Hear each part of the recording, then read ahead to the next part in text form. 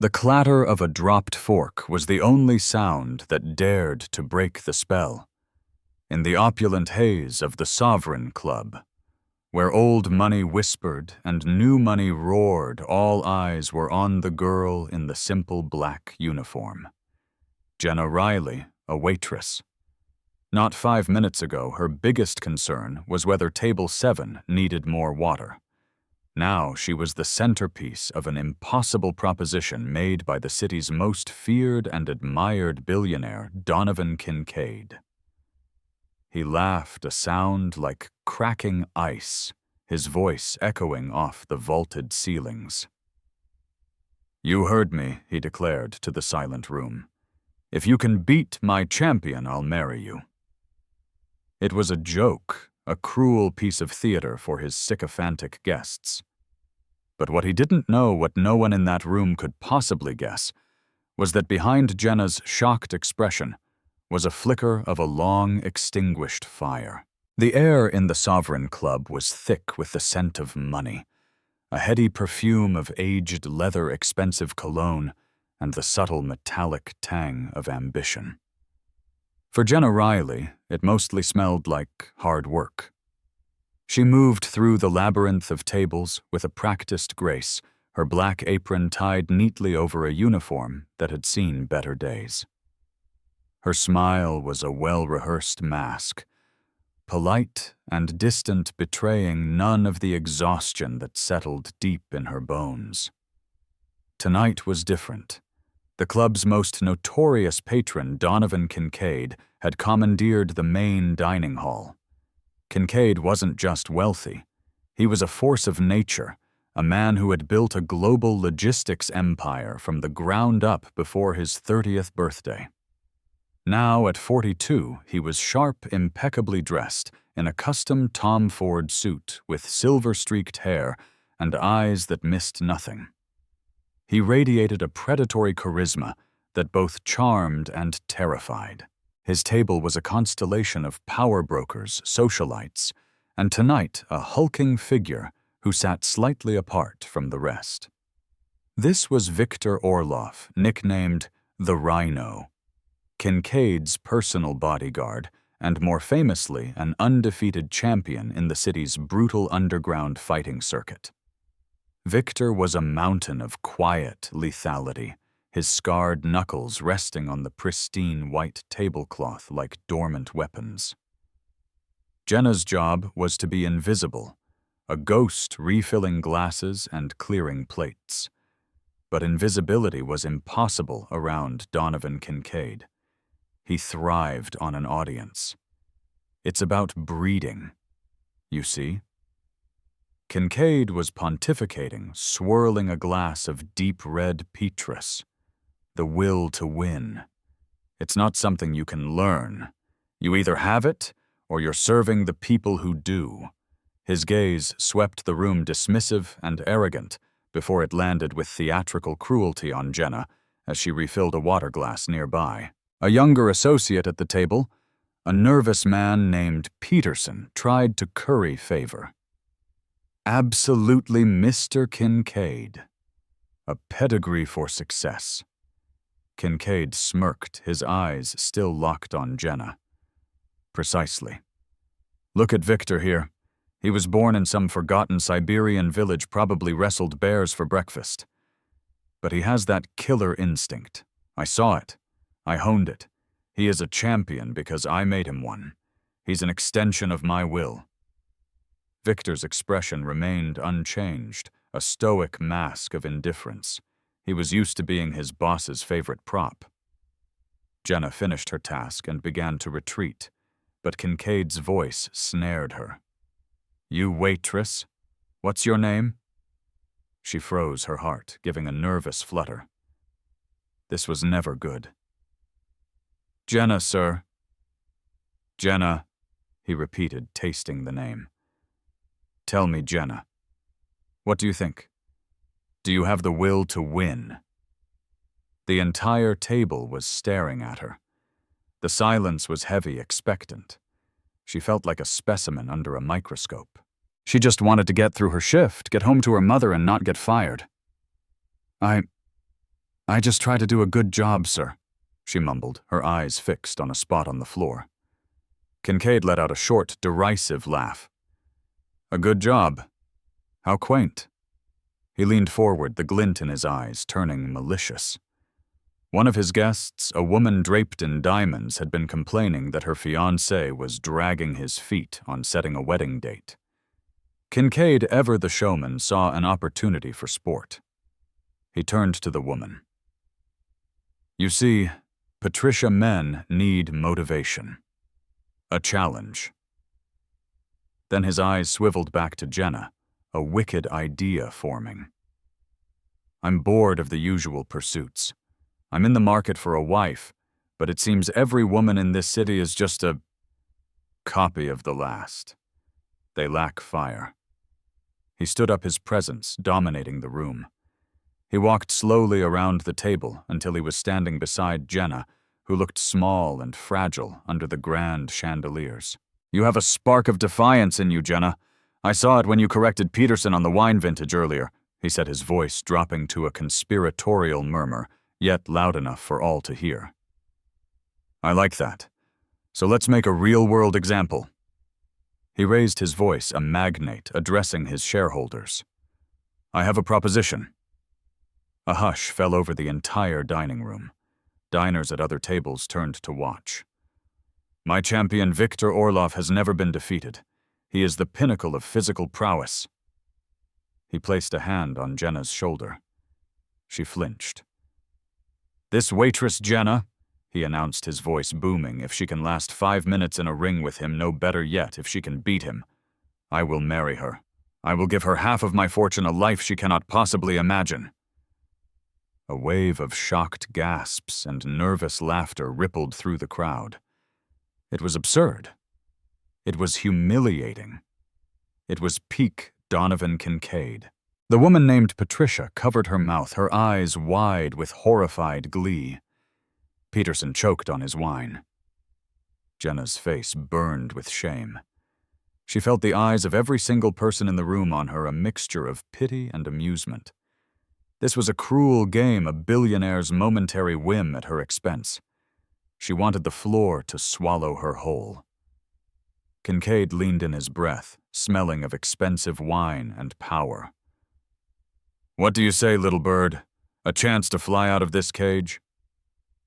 Jenna's voice, when she found, it was barely a whisper, but it was laced with cold fury. "No. Thank you." Kincaid's smile widened. He had expected that. This was part of the show. "No. Are you sure? Think of the alternative, a lifetime of refilling water glasses for men like me." He turned to his table, spreading his arms wide, as if to present his final triumphant point. And then he delivered the line that would echo through the city's gossip columns for weeks. He laughed, a full-throated, arrogant bellow that filled the entire room. "If you can beat my champion, I'll marry you." Jenna looked up, her eyes finally meeting his. The mask was gone. In its place was a raw, unfiltered glare. She didn't say a word. She simply turned and walked away past the staring faces and the muffled snickers, her back straight, her stride measured. She walked out of the dining room, through the kitchens, and didn't stop until she was in the cold, unforgiving air of the back alley, the billionaire's mocking laughter still ringing in her ears. The floor of the Sovereign Club was stunned into silence, not by her acceptance, but by the quiet, steely dignity of her refusal. The bus ride home was a blur of streetlights smearing across the rain-slicked window. Each light seemed to flash Kincaid's smug face into her mind. The humiliation was a physical thing, a hot coil tightening in her stomach. She wasn't just angry. She was profoundly tired.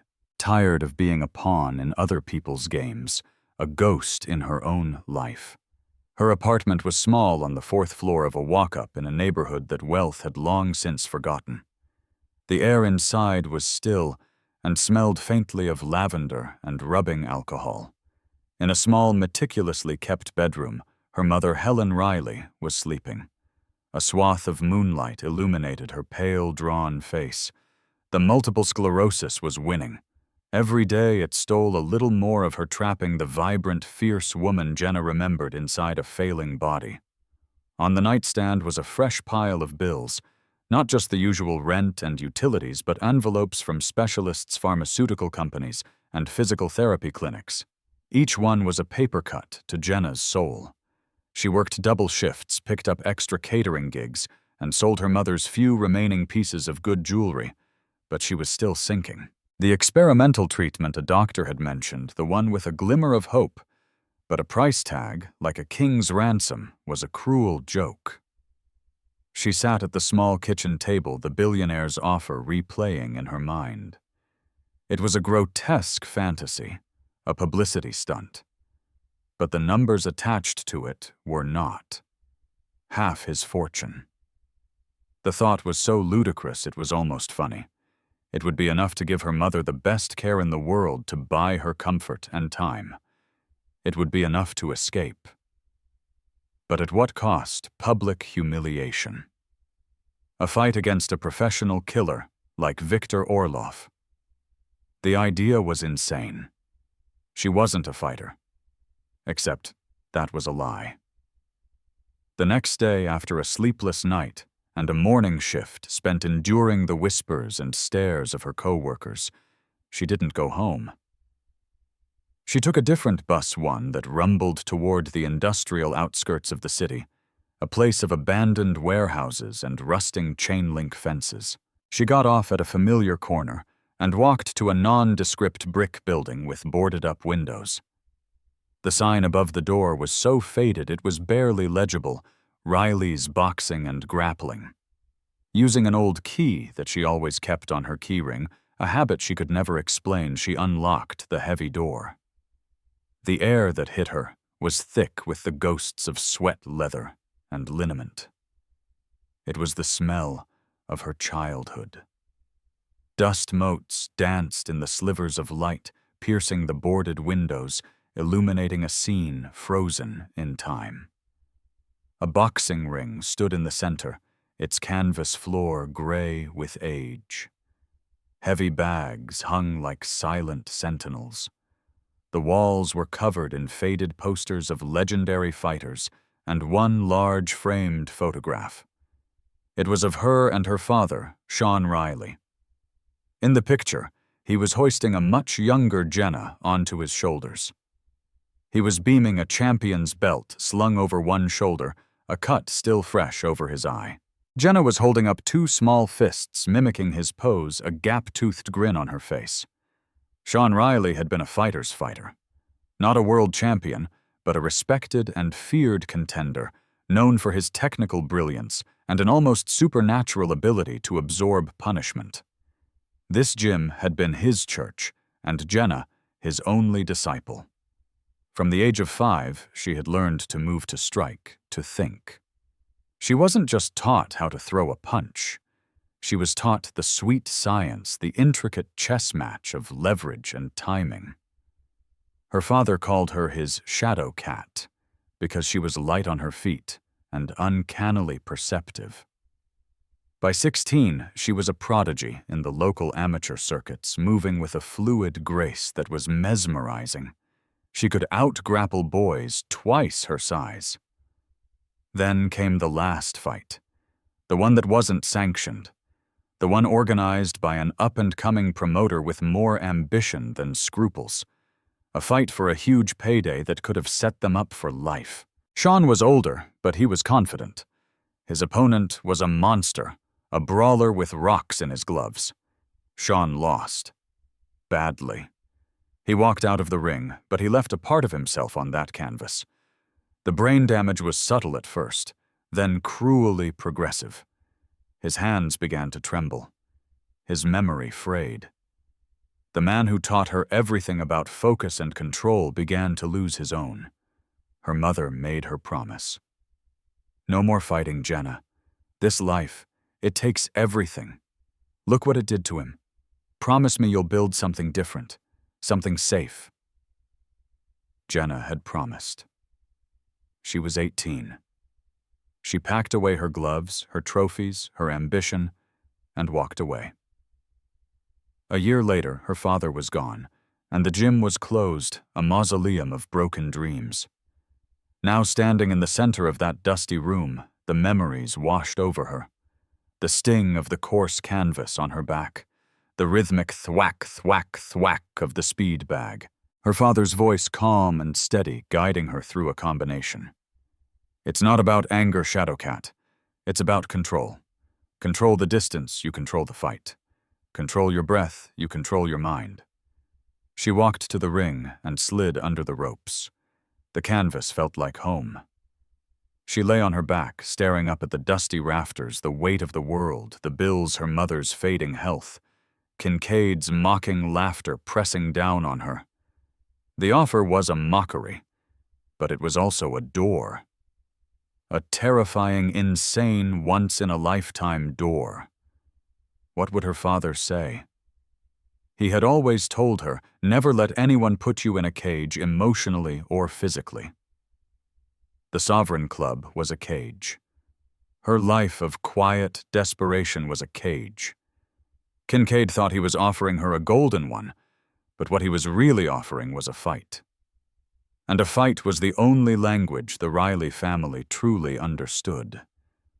A cold resolve settled over her. It wasn't about the marriage. That was a sick joke. It wasn't even entirely about the money, though God knew she needed it. It was about the look in Kincaid's eyes. The absolute certainty that she was nothing, a plaything for his amusement. It was about the memory of her father and the promise she made to her mother. Maybe the safest thing wasn't to hide. Maybe the safest thing was to fight back just this once on her own terms. She sat up, her knuckles brushing against the rough canvas. Her decision was made.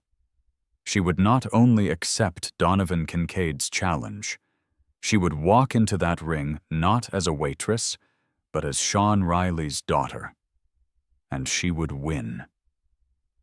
The news of her acceptance spread through the city like a shockwave. It was a headline too surreal to be true. Waitress accepts Billionaire's Fight for Marriage challenge.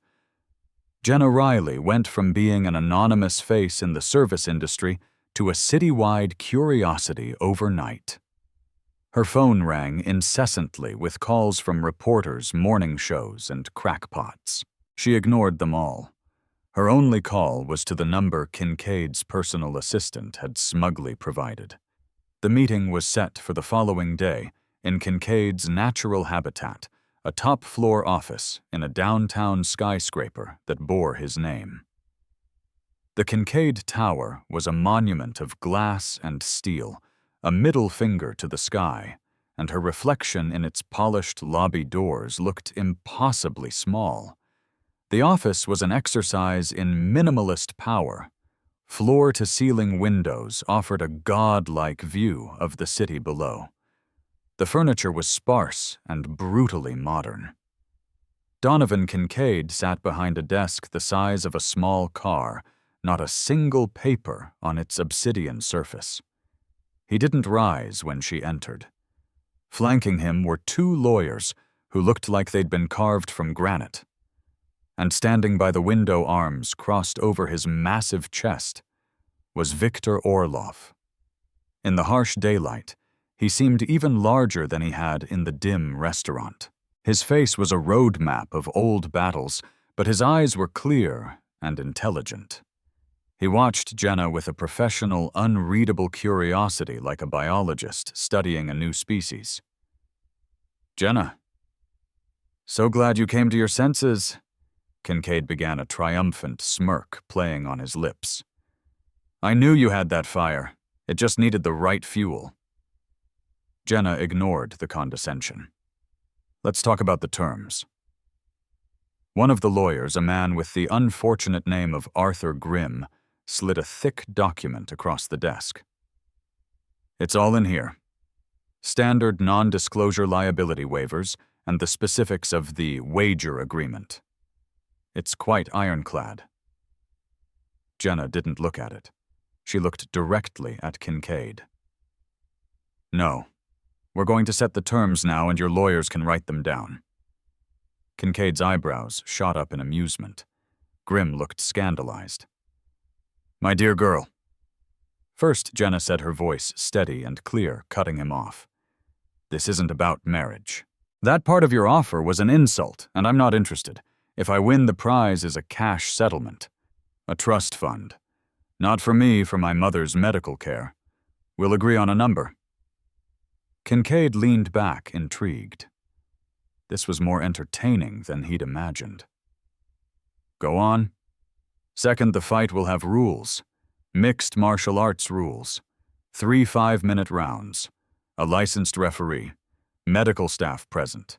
This isn't a back alley brawl. It's a sanctioned exhibition match. Exhibition. Kincaid chuckled. Oh, I assure you, Victor will not be exhibiting.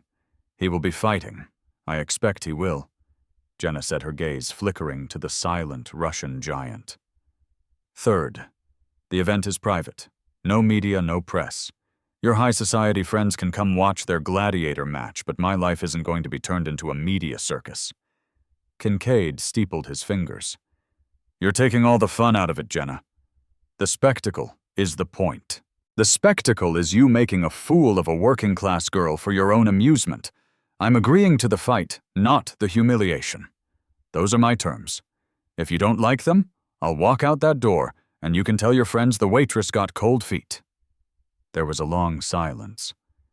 Kincaid stared at her, a new kind of respect dawning in his cold eyes.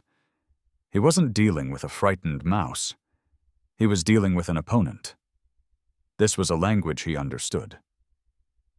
Very well, he said finally. A private trust for your mother.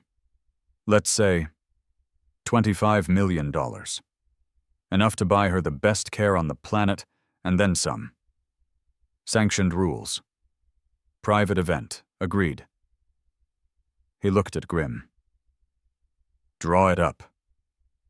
Jenna nodded, a wave of relief so profound it almost made her dizzy. The money was real. Her mother's future could be secure. All she had to do was survive Viktor Orlov. As the lawyers began scribbling notes, Kincaid gestured toward Viktor. You should meet the man who will be attempting to rearrange your lovely face. Viktor, say hello to Jenna. Viktor pushed himself off the window and walked toward her.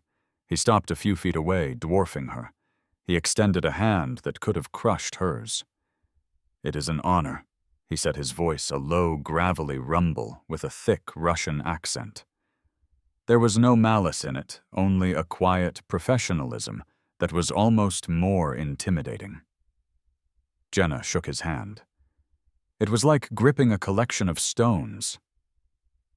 The honor is mine, she replied, meeting his gaze. I have seen video of your amateur fights from many years ago, Viktor said, his eyes analytical. You were fast. Good footwork. Your father taught you well. Jenna's blood ran cold. He knew. Of course Kincaid's team would do their research. She had hoped to be a complete unknown, an underdog with a secret weapon. That advantage was gone. My father is dead, she said flatly. I know. Sean Riley. He was a good fighter. Tough. I would have liked to fight him in his prime, Viktor said, a flicker of what looked like genuine respect in his eyes. This is not personal. Mr. Kincaid pays me. I do my job. I understand, Jenna said. Kincaid clapped his hands together, enjoying the tension. Excellent. The pleasantries are over. The contract will be ready by tomorrow. You have 6 weeks to prepare, Jenna. I'd suggest you use every second of it. Viktor has already started his training camp. He doesn't take any opponent lightly, not even a waitress. The condescension was back, a final twist of the knife.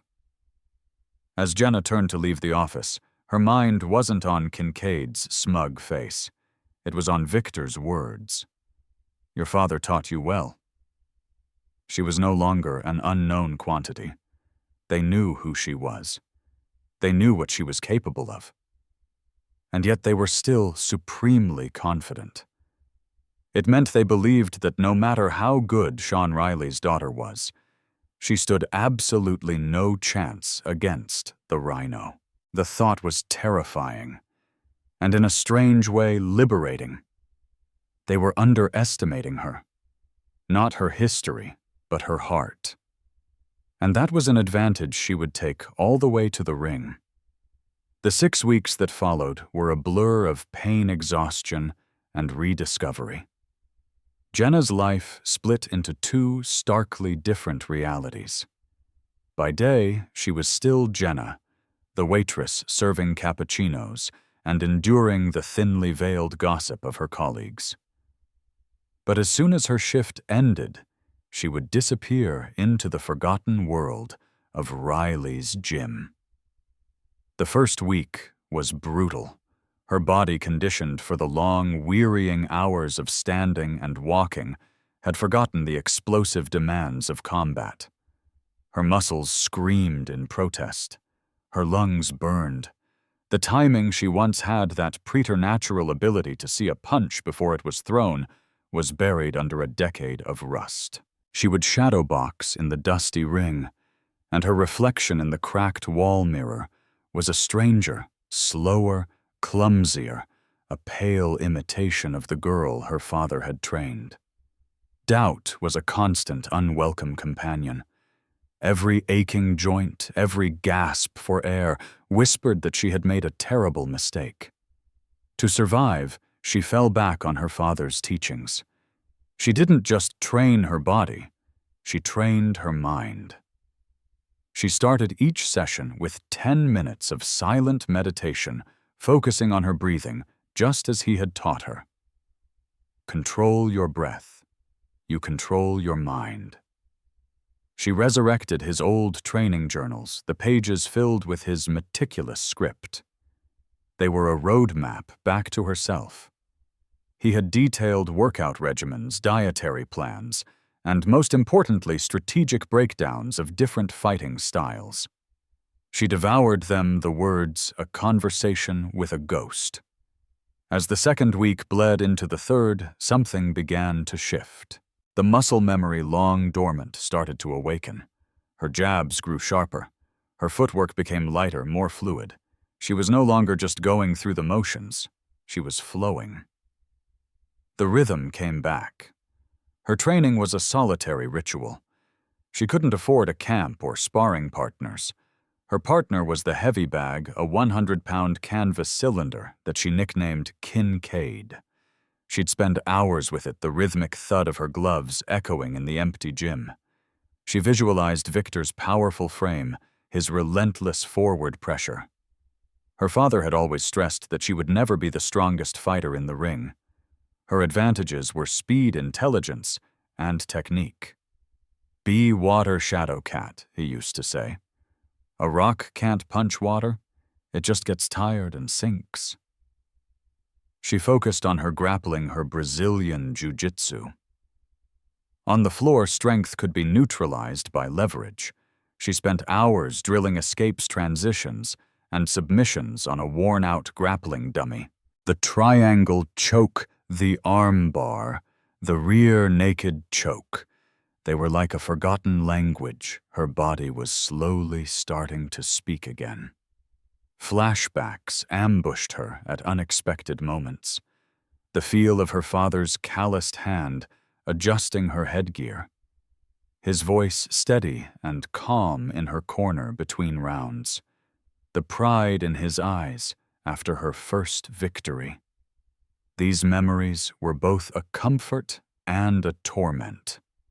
They fueled her, but they also reminded her of everything she had lost. One evening, deep into the fourth week, she was practicing a specific defensive maneuver. Her father had designed a unique shoulder roll to slip under a power right hand. As she executed the move, a vivid memory struck her like a physical blow. She's 15. She's sparring with a much larger boy from another gym. He's all brute force, telegraphing a massive overhand right. Sean yells from the corner. Now Shadow Cat, the Cyclone. She drops her level rolls under the punch and comes up on his flank perfectly positioned for a counter. It's a beautiful high-level move he had invented just for her. The memory was so clear, so powerful, that it brought tears to her eyes. The Cyclone. She had forgotten the name. It was their secret weapon, a move no one else knew. The loneliness of her preparation was crushing. She told her mother a sanitized version of the truth, that she was participating in a company-sponsored athletic competition with a large cash prize. Helen, in the fog of her illness, accepted it happy to see a spark of the old fire back in her daughter's eyes. But Jenna carried the true weight of the secret alone. One person refused to let her be completely isolated. Ben Carter, a journalist who had covered the local fighting scene for years, had been a friend of her father's. He was a grizzled, old-school reporter who valued integrity over sensationalism. After a week of leaving polite but persistent messages, Jenna finally agreed to meet him at a small diner. "I'm not here for a story, kid," Ben said, stirring his coffee. "I'm here because Sean was my friend. And I can't for the life of me figure out what you're doing getting in a ring with Victor Orloff for a buffoon like Donovan Kincaid. I need the money, Ben. For my mom." There's always a reason, he sighed, his eyes full of concern. "But this is a death wish. Victor isn't a sportsman. He's a monster Kincaid keeps on a leash. I've seen what he does to people. I know what I'm doing." Ben studied her for a long moment. He saw the dark circles under her eyes, but also the new hardness in them. He saw the calluses forming on her knuckles. He saw Sean Riley looking back at him. "Sean told me once," Ben said softly, "that your greatest strength wasn't your speed or your technique. It was your mind. You see the whole board, not just the next move. Don't forget that. This isn't just a fight. With a guy like Kincaid, it's never just a fight." He slid a folded piece of paper across the table. "This is the address of a warehouse downtown. An old friend of mine runs a private gym there for pros. He owes me a favor. He'll let you use the facility, get some real sparring in. You can't go into this fight having only hit a bag." Jenna looked at the address, a lump forming in her throat. It was the first offer of help she'd received. "Thank you, Ben. Just be careful, kid," he said, his voice heavy. "When you dance with the devil, you don't get to lead." Ben's words lingered long after he left. With a guy like Kincaid, it's never just a fight. He was right. Kincaid wasn't just a rich bully. He was a shark who swam in the darkest waters of business and power. The public challenge, the specific choice of her as an opponent, it felt too theatrical, too random. A seed of unease was planted in her mind. There was something more to this, something she wasn't seeing. But with the clock ticking down to fight night, she had no choice but to push the feeling aside and focus on the crucible of training. The ghost of her father was in her corner, but the shadow of Donovan Kincaid loomed over everything. The final 2 weeks of Jenna's training were spent in the world Ben Carter had unlocked for her. The private gym was a stark contrast to her father's dusty sanctuary. It was a modern, gritty facility, humming with the energy of professional fighters. For the first time, she wasn't alone. The gym's owner, a grizzled ex-boxer named Sal, honored his debt to Ben. He watched her train with a critical eye, offered quiet words of advice, and most importantly, provided her with sparring partners.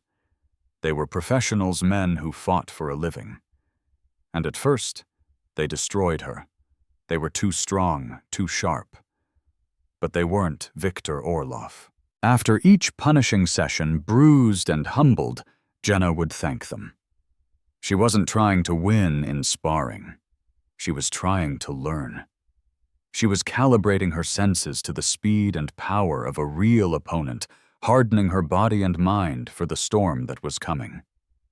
Sal and the other fighters began to watch her with a growing respect. They saw the heart of a true fighter beneath the Waitress uniform she shed at the door. A week before the fight, Ben Carter called her again. His voice was different. It was urgent, strained. "Jenna, we need to meet, now. It's important." They met on a park bench overlooking the river, the city lights painting shimmering trails on the dark water. Ben looked like he hadn't slept in days. He was holding a worn, leather-bound ledger. "I had a feeling about Kincaid," he began, his voice low. "A hunch I couldn't shake." "Why you? Why now?" It felt personal, so I started digging.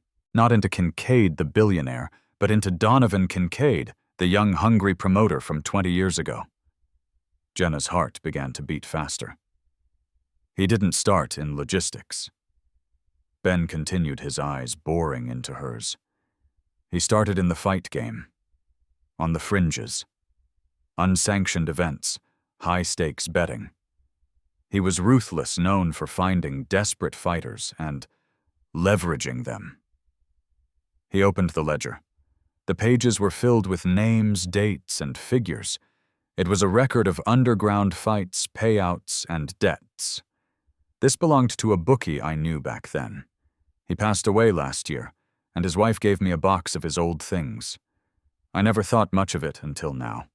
He ran a finger down a page until it stopped on a specific entry. He turned the book so Jenna could see it. The date was from 12 years ago. The entry listed a main event, Sean the Professor Riley versus Dmitry the Hammer Volkov. Beside the fighters' names were the payout figures, and next to them in the column marked Promoter was a name D. Kincaid. Jenna stared at the entry, the world tilting on its axis. It was her father's last fight. The fight that had destroyed him. Kincaid, she breathed the name, tasting like poison. He wasn't just the promoter, Jenna Ben said, his voice grim. He was the only promoter. He set the whole thing up. He found Volkov, a known cheater who had a reputation for loading his gloves. He knew your dad was past his prime, but desperate for a payday to keep the gym afloat. He saw an angle, and he exploited it. He bet heavily against your father. The pieces clicked into place with sickening clarity. The public challenge wasn't random. It wasn't a whim. It was a ghost returning for a final cruel encore. But why, Jenna asked, her voice trembling with a mixture of grief and rage. "Why do this to me now? Because that's who he is," Ben said, his face etched with disgust. "It's about power. Your father was a loose end, a man he broke." After the fight, Sean threatened to expose him, to go to the athletic commission. But the brain damage, it set in too fast. He became unreliable, his memory shot. Kincaid got lucky. The story died. Ben leaned closer. But lately there have been whispers. Kincaid is trying to buy a professional sports franchise. He's trying to legitimize himself, to wash the dirt off his money. An old story about him crippling a beloved local fighter could complicate that. What better way to silence the ghost of Sean Riley than by creating a new public narrative to take his daughter, the last vestige of his legacy, and break her in a spectacle of his own making? He's not settling a score, Jenna. He's burying it. The cool night air felt like ice on Jenna's skin. The fight was no longer about money for her mother. It was no longer about proving herself. It had become a deeply personal war, a battle for her father's honor. Donovan Kincaid hadn't just organized the fight that ruined her father's life. He had profited from it. And now, he was trying to profit from her too, using her as a pawn to clean up his own sordid history. A cold, terrifying calm washed over her. The fear, the doubt, the anxiety that had been her companions for weeks, they all evaporated, burned away by the white-hot flame of her anger. She looked at Ben, her eyes clear and hard as diamonds. "He knows who I am. He knows I'm Sean Riley's daughter. This whole thing. He's been playing with me from the moment he called my name in that restaurant." "Yes," Ben affirmed. "He thinks this is his story to write," Jenna said more to herself than to Ben. "He thinks he can control the ending." She stood up, the lights of the city reflecting in her determined eyes. She was no longer just a fighter. She was an instrument of justice. She was the ledger. "He's wrong," she said, her voice quiet, but filled with the weight of 12 years of unresolved pain. "The story isn't over. And I'm going to be the one who writes the final chapter." The arena wasn't a boxing ring. It was a cage. And Donovan Kincaid had just realized he had locked himself inside with a far more dangerous animal than he had ever imagined. The venue for the fight was as ostentatious and soulless as Kincaid himself. It was a vast, repurposed warehouse on the city's industrial waterfront, transformed for one night into a private arena for the mega-rich. Crystal chandeliers hung incongruously from steel rafters. Waiters served champagne and caviar to a crowd dressed in designer clothes, their excited chatter a low hum beneath the thumping bass of house music. In the center of it all, illuminated by a harsh square of white light, was a professional MMA octagon. Backstage in a small, sterile locker room, Jenna was a picture of calm. She wasn't nervous anymore. The rage had settled deep inside her, forged into a cold, sharp blade of focus. Sal, who had insisted on being her cornerman, wrapped her hands with practiced efficiency. "You're quiet, kid," he said, not looking up from his work. "Just thinking," Jenna replied. "Don't think. Just do what you've been trained to do. Be water." "I will," she said. But she was thinking about her father. About the name D. Kincaid in that ledger. This fight was for him. Every jab, every kick, every breath was for him. When the summons came, she walked the corridor toward the roar of the crowd, Sal at her side. She saw Kincaid standing near the octagon, resplendent in a velvet smoking jacket holding court. He caught her eye and gave her a dismissive, confident wink, as if they were sharing a private joke. The sheer arrogance of it solidified her resolve into something unbreakable. Victor Orloff was already in the octagon. He looked immense, a terrifying specimen of peak physical conditioning.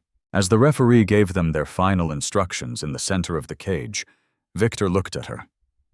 His expression wasn't one of contempt, but of grim purpose. He was here to do a job. The bell for the first round rang. Victor came forward immediately, a relentless predator. He didn't throw wild haymakers. He threw precise, powerful strikes, a stiff jab that felt like a battering ram, followed by a leg kick that sent a jolt of pain up Jenna's thigh.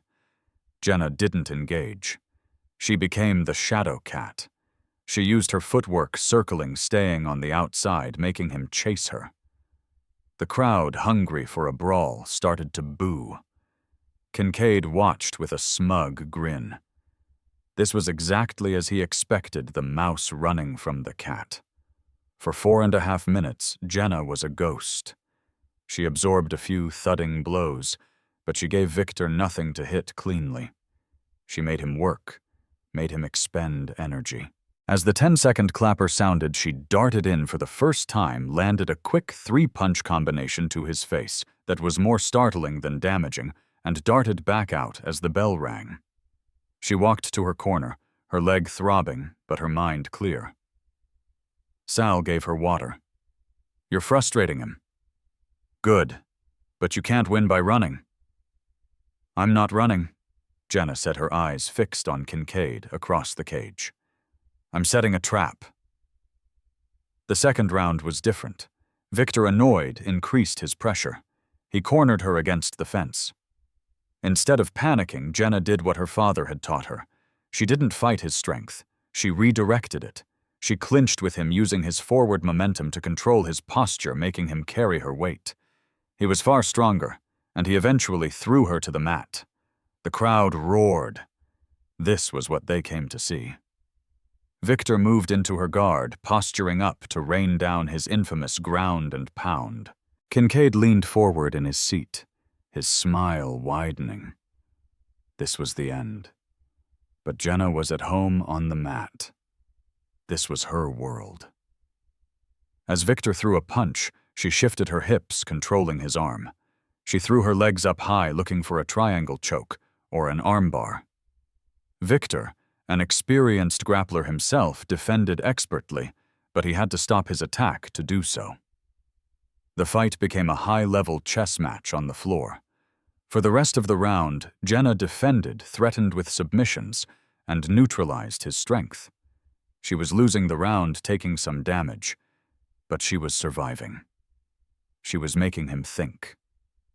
The bell rang, saving him from a deep armbar attempt. As he walked to his corner, Victor looked at Kincaid and shook his head slightly. This was not the easy fight he'd been promised. In her corner, Jenna was breathing heavily. "He's getting tired, Sal, and he's getting angry. Now's your chance, kid. Third and final round. You have to go for it." The bell for the third round rang. This was it. 5 minutes to change her life. 5 minutes to avenge her father. Victor came out like a freight train, determined to end it. He threw a furious combination, backing Jenna toward the fence. Jenna covered up, absorbing the blows on her arms and shoulders. He was leaving himself open, sacrificing defense for offense. Kincaid was on his feet, shouting encouragement, sensing the kill. Then Victor threw it a huge, telegraphed overhand, right the exact punch he had been using to knock out opponents for years. The punch that had probably ended her father's career. It was the moment Jenna had been waiting for all night. Shadow Cat. The Cyclone. Her father's voice echoed in her head. As the punch sailed toward her head, she didn't block or retreat. She dropped her level, rolling her shoulder forward and under the blow. The punch whistled inches over her head. In one fluid, seamless motion, she pivoted on her lead foot, spinning onto Victor's flank, perfectly positioned behind his arm, his body completely exposed. The entire arena went silent. It was a move of such speed and technical brilliance that no one understood what had just happened. No one except Donovan Kincaid. His face went pale. His confident smirk vanished, replaced by a mask of disbelief and dawning horror. He recognized the move. It was Jenna Riley's signature. Before Victor could even turn, Jenna sprang onto his back, sinking her hooks in like a falcon gripping its prey. She immediately locked her arms under his chin, her forearm pressing against his carotid artery. A rear-naked choke. Victor, a titan of a man, tried to stand to slam her against the mat, but the choke was too deep. Her technique was flawless. He fought it for a few seconds, his face turning a deep purple. The crowd was in absolute shock. Kincaid stood frozen, his world crumbling. Victor Orlov, the undefeated champion. The Rhino did the one thing no one had ever seen him do. He tapped. 3 frantic slaps on Jenna's arm. It was over. The referee pulled her off. Jenna scrambled to her feet, her chest heaving, her body screaming in pain, but her spirit soaring. The warehouse was so quiet, you could hear a pin drop. The waitress, the little bird from the gilded cage, had not only beaten the champion, she had stunned the entire floor into absolute, reverent silence. In the deafening silence, Jenna didn't celebrate. She didn't raise her arms in victory. Her eyes, burning with an intensity that seemed to scorch the air, found Donovan Kincaid across the octagon. He was still standing paralyzed, his face a ghastly shade of white. He looked like a man who had just seen a ghost. Ignoring the referee, the medical staff rushing to check on Victor, and the bewildered gasps from the audience, Jenna walked to the side of the cage. Her voice, amplified by the arena's sound system from a dangling microphone, was steady and cold. This was never about a marriage proposal, was it? Mr. Kincaid? She said the words, cutting through the silence. This was about finishing what you started 12 years ago. A confused murmur rippled through the crowd. Kincaid's lawyers started to move toward him, but he waved them off, his eyes locked on Jenna. This was about Sean Riley. Jenna declared, her voice rising with righteous fury. My father. A fighter you fed to a cheater in an unsanctioned match you promoted. A man whose life you destroyed for a payday and a bet. She pointed a trembling finger at him. You thought you could bury that story. You thought you could take his daughter and break her for sport, turning a tragedy into your own personal theater. You thought you could silence his legacy. From the edge of the crowd, a figure stepped forward. It was Ben Carter. In his hands were copies of the bookie's ledger page, which he began handing to the stunned journalists and influencers Kincaid had invited. The evidence, stark and damning in black and white, began to circulate. The whispers turned into a roar of scandal. My father taught me everything. Jenna continued, her voice thick with emotion, but unwavering. He taught me how to fight. He taught me about honor, and he taught me that men like you who hide in the shadows and prey on the desperate eventually have to face the light. She looked around at the opulent, horrified crowd. You all came here tonight to see a spectacle. A billionaire's cruel game. Well, the game is over. She turned her gaze back to Kincaid, delivering the final blow. I don't want your money. I don't want your name. I reject your entire world. This victory isn't for a trust fund. This was for him, for Sean Riley. With that, she dropped the imaginary microphone and turned her back on him, a definitive act of dismissal. The aftermath was swift and catastrophic for Donovan Kincaid. The story exploded. Billionaire's betrayal, Kincaid's dirty past, exposed by Waitress in marriage match. His bid for the sports franchise evaporated. His board of directors called for an emergency meeting. The empire built on an image of ruthless genius was poisoned at its foundation by the truth of its corrupt origins. He was ruined not by a market crash or a corporate takeover, but by the ghost of a forgotten fighter and the daughter who refused to let him be erased. Victor Orloff, after being cleared by the medics, found Jenna in her locker room. He bowed his head slightly.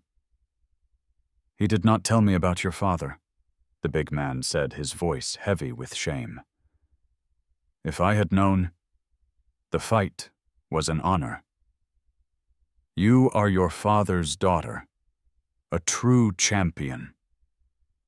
He left without another word. Jenna never returned to the Sovereign Club.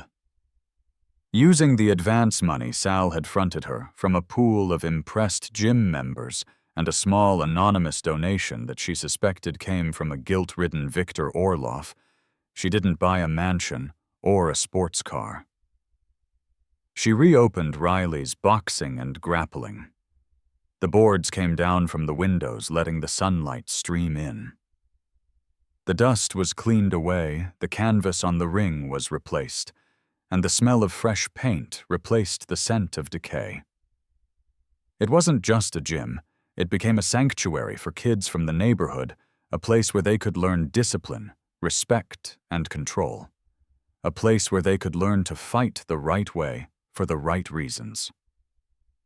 Jenna found her purpose not in a billionaire's fortune, but in the legacy her father had left her.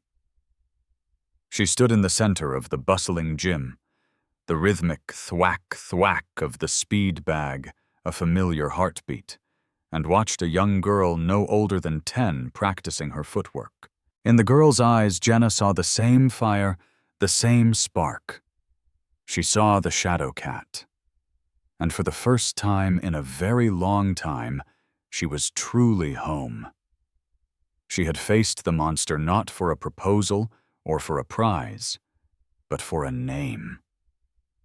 And in doing so, she had reclaimed her own. Jenna Riley's story isn't just about a single night of impossible victory.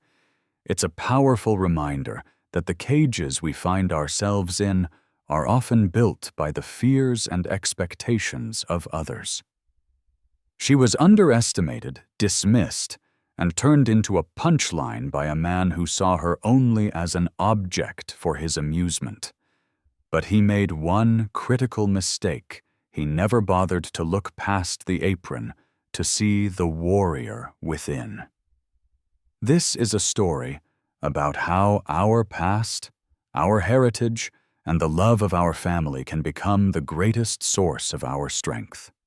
It proves that true wealth isn't measured in dollars, but in dignity, honor, and the courage to write your own ending, even when the world has already written you off. If this story of resilience, justice, and the indomitable human spirit moved you, please let us know in the comments below. What part of Jenna's journey resonated with you the most? Don't forget to hit that like button to show your support. Share this video with someone who needs a reminder of their own inner strength, and subscribe to the channel for more unforgettable stories. Thank you for listening.